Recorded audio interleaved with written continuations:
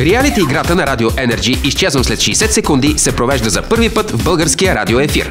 Слушателите на станцията с най-много музика от 90-те имат невероятния шанс да спечелят чисто нов Nissan Qashqai на стойност 32 000 лева. За целта трябва само да се регистрират в сайта на Радио Energy, като оставят точен адрес и телефон.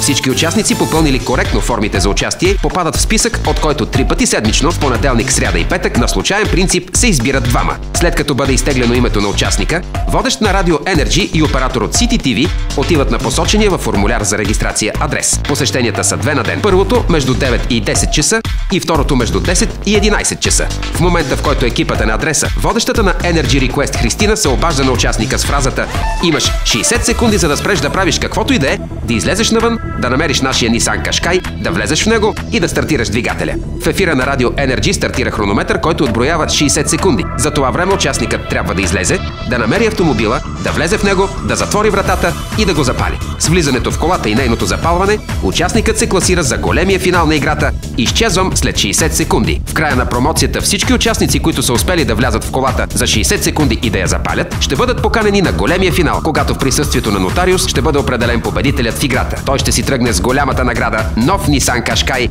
на стойност 32 000 лева.